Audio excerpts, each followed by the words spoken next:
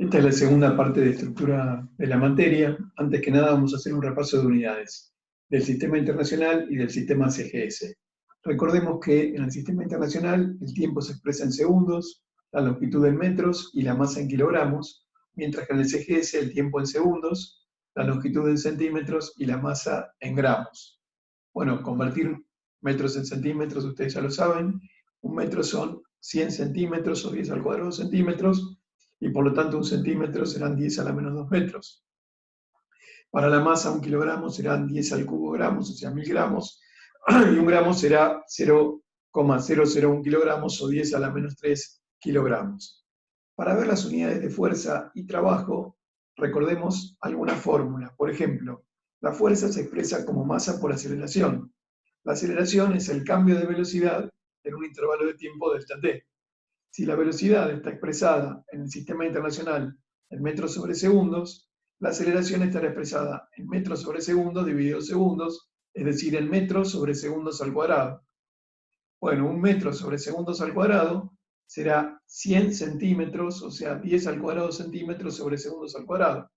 Esta será la relación entre la unidad de aceleración en el sistema internacional y en el sistema CGS. Entonces, si un metro sobre segundo al cuadrado son 10 al cuadrado centímetros sobre segundos al cuadrado, un centímetro sobre segundo al cuadrado será 10 a la menos 2 metros sobre segundo al cuadrado. Como la fuerza es masa por aceleración, en el sistema internacional, la fuerza tendrá unidades de kilogramo, que es la unidad de masa, por metro sobre segundos al cuadrado, que será la unidad de aceleración. Un kilogramo por metro sobre segundo al cuadrado es igual a un newton. En el sistema CGS, como la masa está en gramos, la fuerza me quedará en gramos por la unidad de aceleración, que es centímetro sobre segundo al cuadrado. Bueno, gramo por centímetro sobre segundo al cuadrado es igual a dina. Entonces, si queremos convertir la unidad de fuerza del sistema internacional a la del sistema CGS, tenemos que ver cuántas dinas, por ejemplo, hay en un newton. Si un newton es 1 kilogramo por metro sobre segundo al cuadrado, en vez de poner 1 kilogramo, escribo 10 al cubo gramos, y en vez de escribir 1 metro, pongo 10 al cuadrado centímetros sobre segundo al cuadrado. Esto me queda 10 al cubo por 10 al cuadrado, 10 a la quinta, gramos por centímetro sobre segundo al cuadrado, que son dinas. Es decir, que un newton equivale a 10 a las 5 dinas, o lo que es lo mismo, la relación inversa sería que una dina equivale a 10 a la menos 5 newtons. Para la unidad de energía o trabajo, bueno, recordamos que el trabajo se puede calcular como fuerza por distancia. Entonces, en el sistema internacional, la unidad de trabajo o energía será la unidad de fuerza, que es el newton, por la unidad de distancia, que es el metro. Un newton por metro es un joule. En el CGS, la unidad de trabajo será la unidad de fuerza, que es la dina, por la distancia, que es el centímetro. Una dina por centímetro es un ergio. Para ver cuántos ergios entrarían en un joule, lo que tengo que hacer es convertir los newton a dinas, y los metros a centímetros. Entonces un joule, que es un newton por metro, será, como el newton era 10 a las 5 dinas, será 10 a las 5 dinas por 10 al cuadrado centímetros, es decir que un joule son 10 a las 7 ergios, y por lo tanto un ergio serán 10 a la menos 7 joules. Bueno, habiendo hecho este repaso, vamos a continuar con los temas de la segunda parte de estructura de la materia. Bueno, habíamos visto en la última parte de la primera clase que Max Planck había propuesto que la energía se emitía en pequeños paquetes, y la energía de cada uno de esos paquetes era igual al producto de una constante, que era la constante de Planck, por la frecuencia de la radiación. La constante de Planck tenía este valor, 6,626 por 10 a la menos 34 joules por segundo. Bueno, y la frecuencia de la radiación la tenemos que expresar en hertz, que es segundos a la menos 1. Fíjense que al multiplicar la constante de Planck en joules por segundo por la frecuencia, que está en 1 sobre segundo, la energía me queda expresada en joules. ¿Cómo la frecuencia de la radiación, según vimos anteriormente, puede escribirse como la velocidad de la luz sobre la longitud de onda? Bueno, también podemos decir que la energía de esos paquetes energéticos que propone Max Planck sería igual a la constante de Planck por la velocidad de la luz, que es 2,998 por 10 a la 8 metros sobre segundo, sobre la longitud de onda de la radiación electromagnética. Vamos a hacer un cálculo para que vean cómo se puede calcular la energía. Si la radiación es de 500 nanómetros, tendré que multiplicar la constante de Planck por la velocidad de la luz, dividido por 500. Estamos trabajando en el sistema internacional. Como cada metro son 10 a la 9 nanómetros, un nanómetro serían 10 a la menos 9 metros, es decir, que 500 nanómetros serán 500 por 10 a la menos 9 metros. Bueno, cuando hacemos ese cálculo, fíjense, segundos se va con segundos, o sea que acá arriba me quedaría joule por metro, y metro se va con metro, es decir, que la energía me queda directamente expresada en joules, y vale 3,97 por 10 a la menos 19 en este caso. Bueno, esta figura yo ya se las había mostrado anteriormente, pero habíamos visto que para la radiación electromagnética la longitud de onda aumentaba hacia la izquierda desde los rayos gamma hasta, por ejemplo, las ondas de radio AM. ¿Sí? Pero en el gráfico anterior habíamos representado la variación de la longitud de onda hacia la izquierda y de la frecuencia hacia la derecha. Como ahora sabemos que la energía es directamente proporcional a la frecuencia, bueno, la energía aumentará en el mismo sentido que lo hacía la frecuencia. Bueno, hay un fenómeno que es muy importante, que es el efecto fotoeléctrico, que explica la conversión de energía solar en energía eléctrica, que tiene que ver con la expulsión de electrones de un metal cuando su superficie se expone a radiación electromagnética. Acá tenemos representado, bueno, el metal, y cuando se expone el metal a radiación electromagnética puede lograrse la expulsión de electrones. Acá a la derecha hay un pequeño gráfico donde se muestra cómo sería un dispositivo experimental. Bueno, acá hay un tubo donde una cámara de vacío, se realizó vacío previamente. Acá está la radiación electromagnética que incide sobre una chapa metálica. Bueno, como se generan electrones, bueno, se va a poder detectar en un circuito externo la circulación de una corriente eléctrica. Hay algunas características que tiene este experimento de efecto fotoeléctrico, que son las que están listadas en la diapositiva. Las vamos a ir viendo, ahora las vamos a mencionar en forma general, pero después las vamos a ir analizando a cada una de ellas en forma separada. Se encuentra que no se emiten electrones independientemente de la intensidad de la radiación, a menos que la frecuencia de la misma exceda un valor umbral característico del metal. Como sabemos que la energía es la constante de Planck por la frecuencia, el hecho de que haya un valor mínimo de la frecuencia de la radiación para que se produzca el efecto fotoeléctrico, nos está diciendo que la energía de esa radiación, o de esos pequeños paquetes energéticos que forman parte de la radiación, tiene que tener un mínimo valor para que se produzca este efecto fotoeléctrico. Por otro lado, sabemos que aún en intensidades muy bajas, los electrones son eyectados, o sea que va a haber una emisión de electrones de la superficie si la frecuencia es mayor que el umbral. Es decir, si la frecuencia es menor que ese valor mínimo necesario para que se produzca el efecto fotoeléctrico, no habrá efecto fotoeléctrico. Pero sin embargo, si la frecuencia es mayor que ese valor mínimo, por más que la intensidad de la radiación con la que estemos haciendo el experimento sea muy baja, se va a producir en ese caso efecto fotoeléctrico.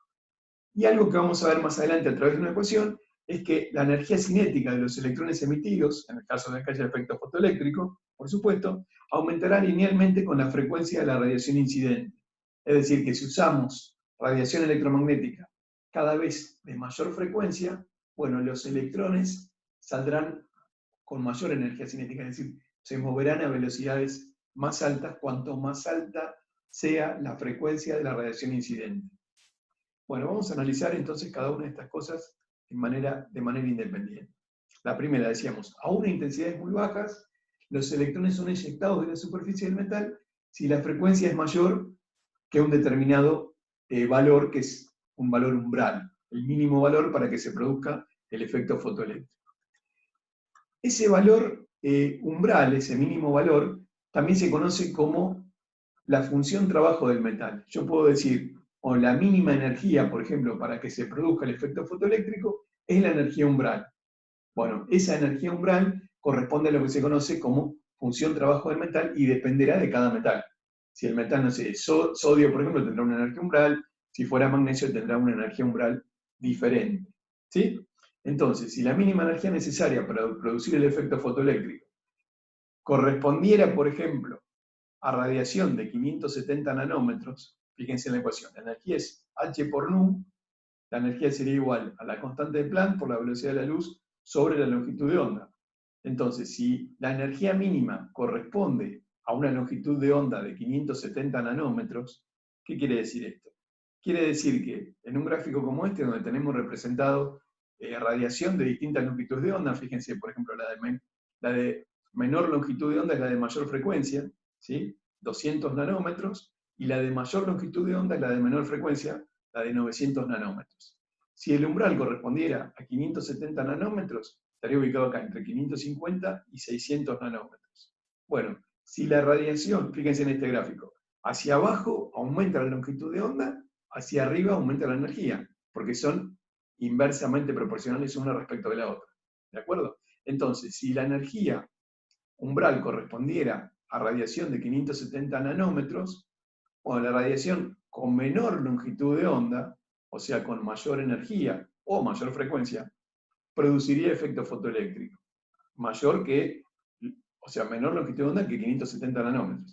En cambio, la radiación con mayor longitud de onda de 570 nanómetros, que tendría menor energía que la que corresponde a la energía de la radiación de 570 nanómetros, o menor frecuencia también, esa no produciría efecto fotoeléctrico. Entonces, por ejemplo, la radiación de 600 nanómetros no produce efecto fotoeléctrico, pero la de 350 nanómetros sí. Bueno, entonces, en este grafiquito de acá de la diapositiva, se muestra que en el caso, por ejemplo, supongamos que esta luz roja fuera que viene de un láser de 650 nanómetros. Bueno, si irradio la superficie del metal con ese láser, que tiene baja frecuencia y no tiene una frecuencia o una energía suficiente como para extraer electrones de la chapa metálica, no se produce efecto fotoeléctrico.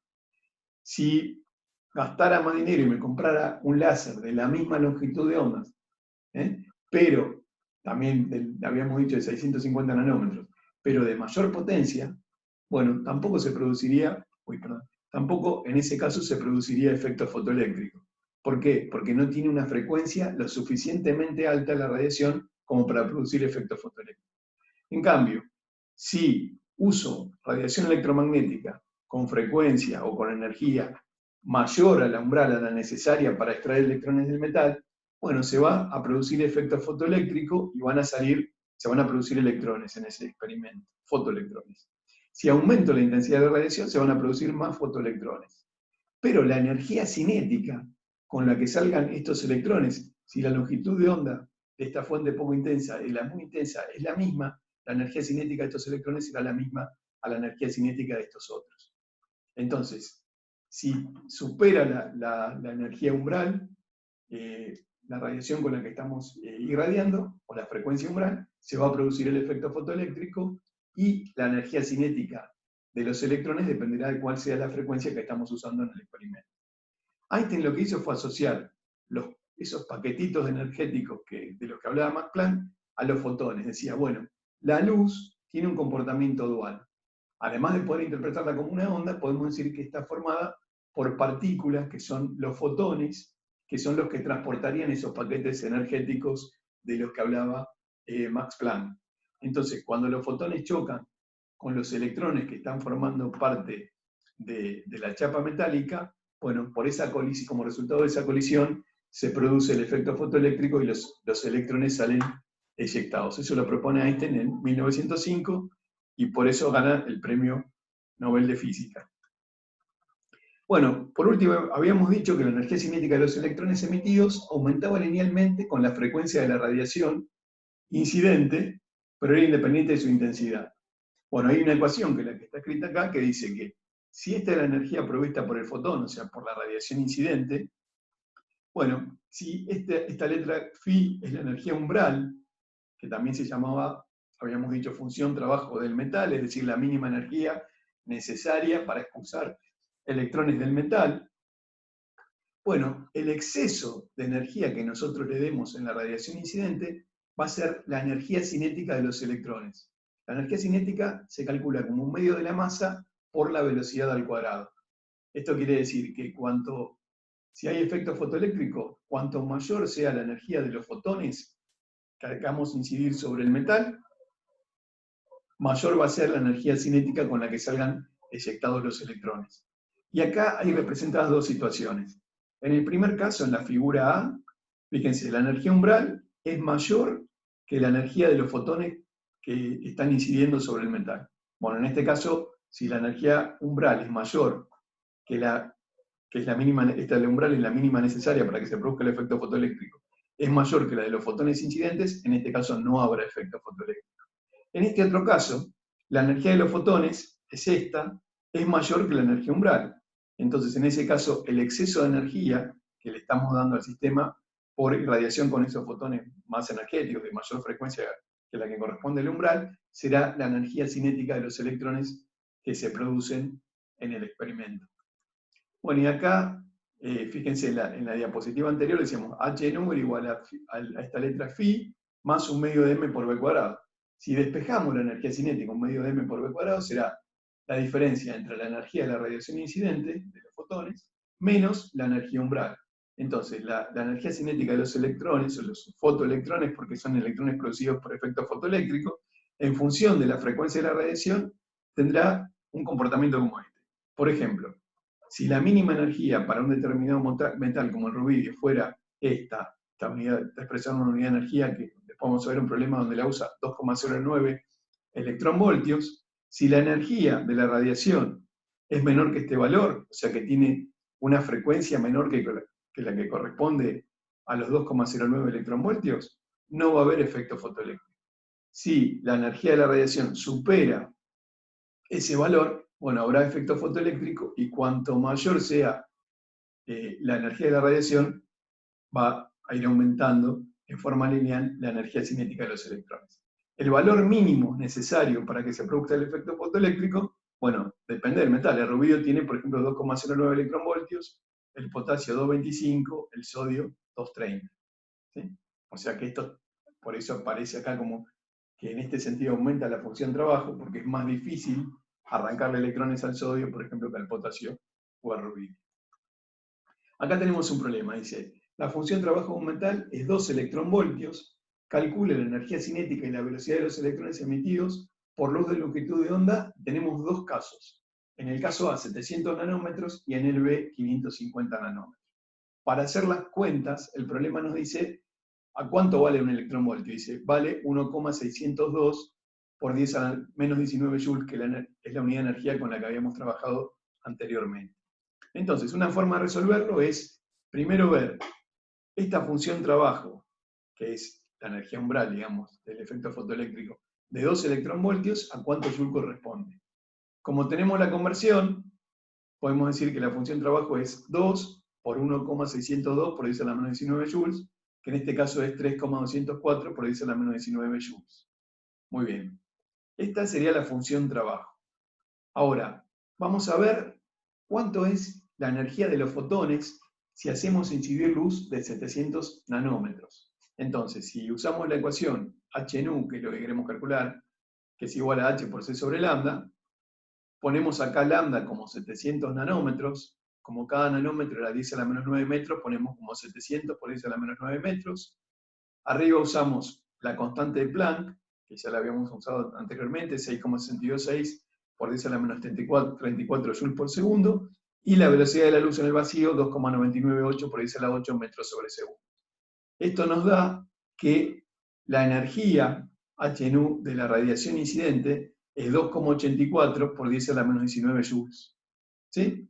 Entonces, si esta energía h nu de la radiación incidente, como en este caso, es menor a la energía umbral, en el caso de usar longitud de onda de 700 nanómetros, y no va a haber efecto fotoeléctrico. En el caso B, ahora la longitud de onda de la radiación es de 550 nanómetros. Entonces, calculo h nu como h por c sobre lambda, lo hago de la misma manera, uso el valor de la constante de Planck, la velocidad de la luz, y ahora lo que cambia es la longitud de onda, que pasa a ser 550 por 10 a la menos 9 metros, y en este caso me da una energía HNU de los fotones incidentes de 3,61 por 10 a la menos 19 joules, que es mayor que la energía umbral. Entonces sí hay efecto fotoeléctrico, ¿sí? Y la forma de calcular la energía cinética es despejándolo de la ecuación que vimos anteriormente. Esta era la energía del fotón incidente, esta era la energía umbral, y el exceso era la energía cinética de los electrones. Entonces la energía cinética de los electrones será la energía de los fotones incidentes menos la energía umbral. Es decir, 3,61 por 10 a la menos 19 joules, que es lo que calculamos recién como energía de los fotones incidentes, menos 3,204 por 10 a la menos 19 joules, que es la función trabajo del metal. Por lo tanto, la energía cinética de los electrones, haciendo la resta, me queda 4,1 por 10 a la menos 20 joules. Fíjense que el problema me pide la energía cinética, que ya la calculamos, pero también la velocidad de los electrones. ¿Sí?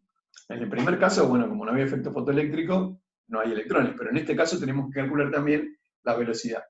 Como la energía cinética es un medio de la masa por la velocidad al cuadrado, bueno, la velocidad, si la despejo de acá, me queda la raíz cuadrada de 2 veces la energía cinética sobre la masa.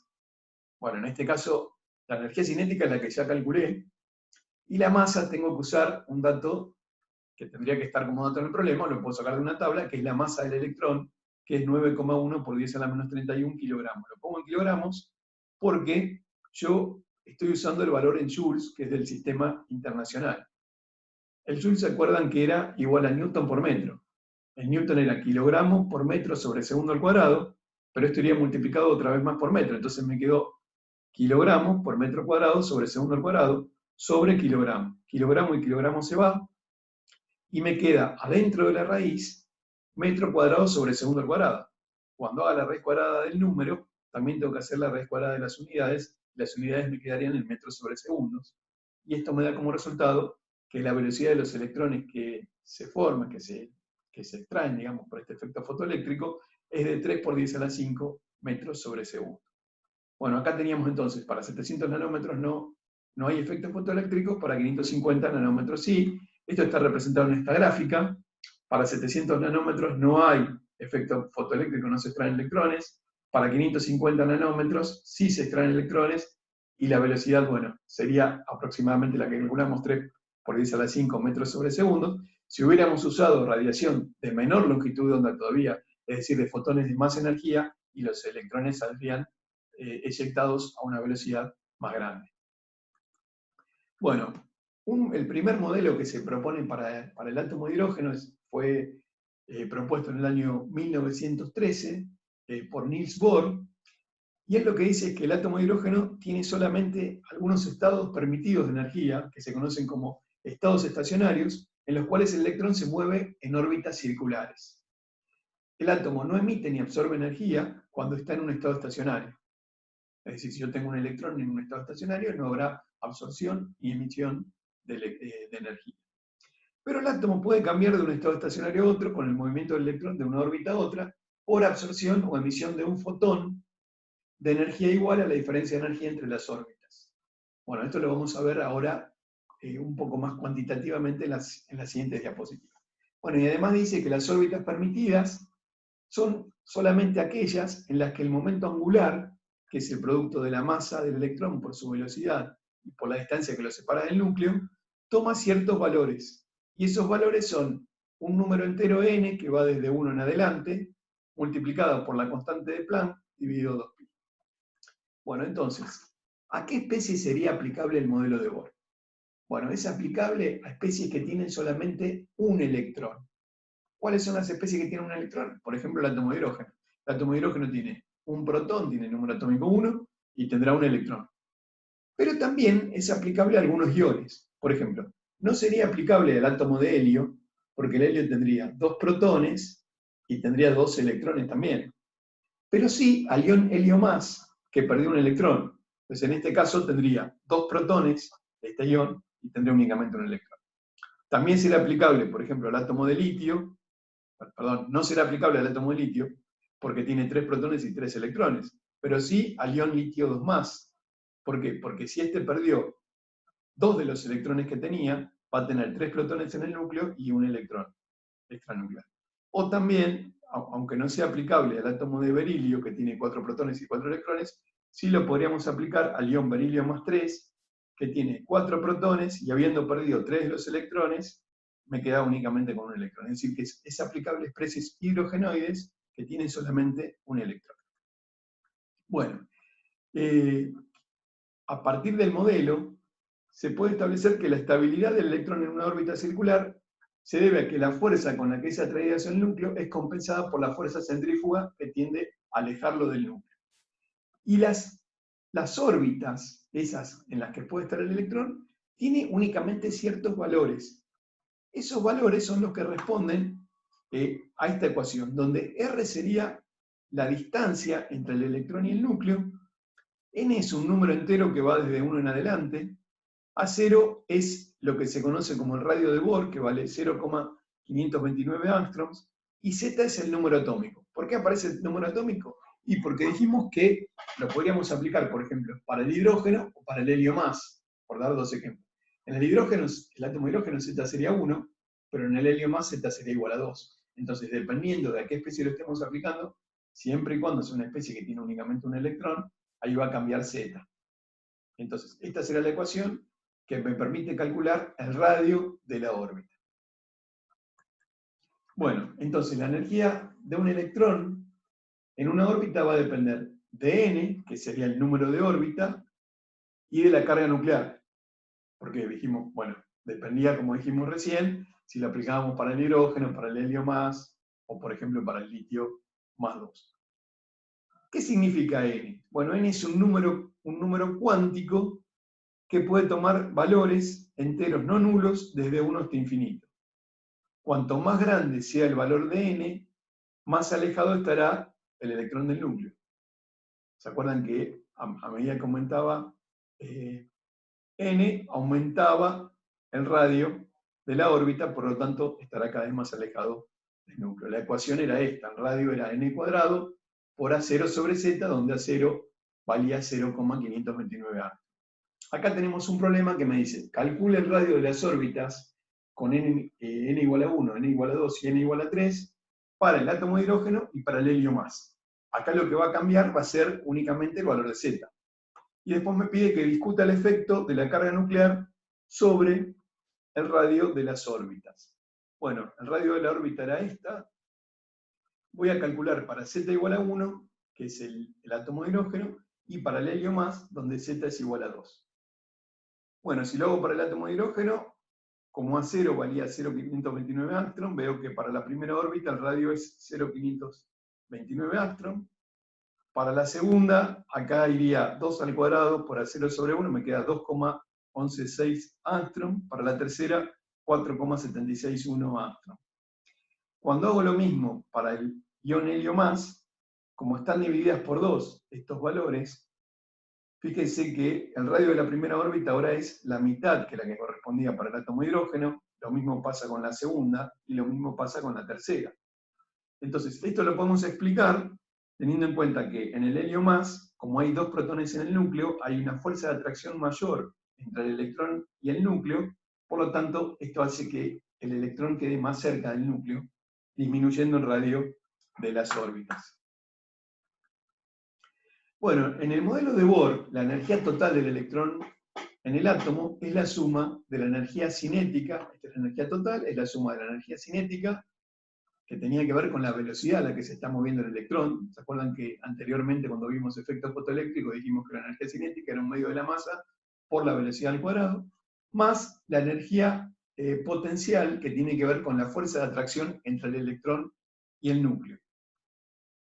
La convención que vamos a usar es la siguiente. Siempre la energía total del electrón en el átomo es negativa. ¿Sí? A medida que el electrón se aleja del núcleo, su energía se hace cada vez menos negativa. Y si la distancia entre el electrón y el núcleo fuera infinita, la energía sería cero. Es decir, cuando no hay ninguna atracción entre el electrón y el núcleo, están a una distancia infinita uno respecto del otro, la energía es cero. Y como los valores son más negativos cuanto más cerca esté el electrón del núcleo, decimos que la energía aumenta en este sentido. Ahora vamos a ver unos cálculos para que quede más claro el concepto. Entonces, la fórmula que encuentra Bohr es que la energía total es menos RH, una constante que vale 2,18 por 10 a la menos 18 joules, o en electronvoltios 13,6 electronvoltios, por Z al cuadrado. Z es el número atómico, por lo que dijimos anteriormente, se puede aplicar el modelo para distintas especies hidrogenoides, sobre n al cuadrado. Bueno, y n sería el número cuántico de Bohr, que sería el número de órbita. Entonces, si esta es la ecuación, por ejemplo, para que vean lo que yo les decía recién, que cuanto más cerca estaba el electrón del núcleo, más negativo el valor de la energía. Si la órbita es la primera, bueno, la energía en electronvoltios vale menos 13,6, o en joule menos 2,18 por 10 a la menos 18. A medida que nos vamos alejando del núcleo, es decir, órbitas cada vez más externas, como la segunda, tercera, cuarta, quinta y sexta, la energía calculada con esta fórmula se va haciendo cada vez menos negativa, ya sea en electronvoltios o en la otra unidad que es el joule. Entonces, lo que vemos es que aumenta a medida que nos alejamos del núcleo, ¿sí? Hay que tener en cuenta esto: cuanto más negativa es la energía, más estable es el electrón en el átomo. Acá están comparadas las energías para el átomo de hidrógeno y para el ion helio más, para la primera, segunda y tercera órbita. Fíjense que en los dos casos, si n fuera infinito, bueno, la energía tendría a un valor cero. Entonces, cuando el electrón está infinitamente alejado del núcleo, no hay interacción entre el electrón y el núcleo, y esa energía total del electrón sería igual a cero. Si comparamos los valores para el hidrógeno y para el helio, como acá aparece z cuadrado en el numerador, lo que vemos es que para el helio más, que tiene z igual a 2 en vez de z igual a 1, los valores son más negativos. La primera órbita pasó de menos 2,18 por 10 a la menos 18 joules para el hidrógeno a menos 8,72 por 10 a la menos 18 joules para el helio más. La misma tendencia, es decir, que se haga más negativa para el helio más, se ve para cada una de las órbitas. Entonces, los valores de energía para igual n son menores para el helio más. Quiere decir que tiene mayor estabilidad el electrón en el átomo por la mayor atracción coulombica, atracción de cargas opuestas, al tener el helio más, Z igual a 2, que quiere decir que tiene 2 protones en el núcleo. Entonces, al tener 2 protones en el núcleo, la atracción electrostática o coulombica entre los protones y el electrón es más fuerte, y eso hace que los niveles sean más estables, es decir, que tenga menor energía los niveles que corresponden al helio más para el mismo n que los que corresponden al átomo de hidrógeno. Bueno, vamos a dejar acá y continuamos después en la tercera clase